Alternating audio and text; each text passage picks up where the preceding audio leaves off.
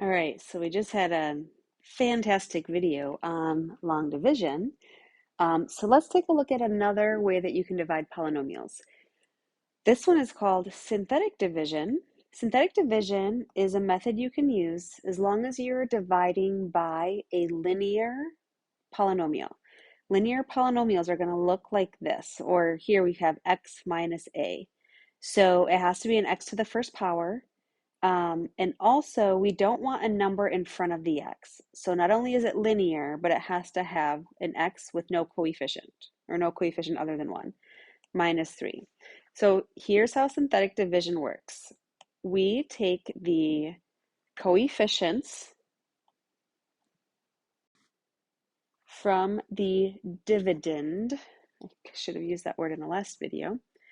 So if you notice, we are missing a term though, 2x cubed minus 7x squared. We're missing our x term, so we want to add in a 0x minus 4. So we are going to take the coefficients of that dividend. We have a 2, we have a negative 7, we have a 0, and we have a negative 4.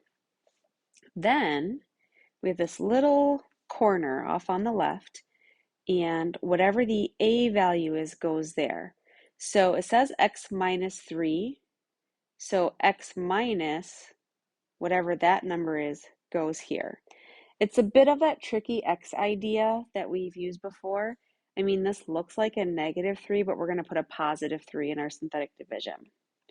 And now we get to do a fun little mathematical pattern. So give yourself space to write some numbers underneath here. We draw a line and we start our synthetic division.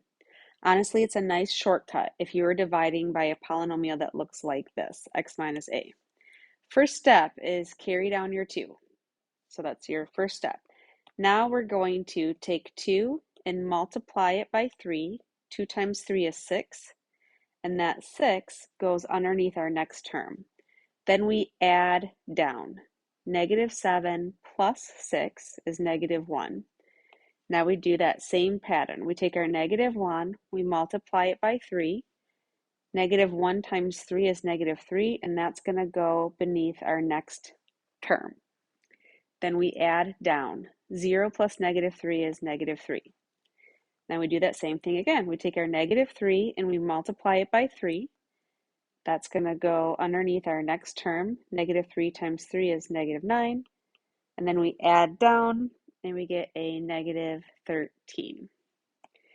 All right, I always circle that last number right away because I want to remember that that is the remainder of my answer from doing this division.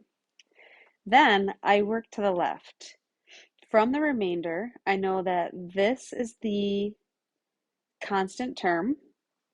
This is the x to the first power term, and this is the x to the second power term. So basically, we're getting the same answer we could get from long division, but once we get this pattern down of how to do synthetic, it's just so much faster.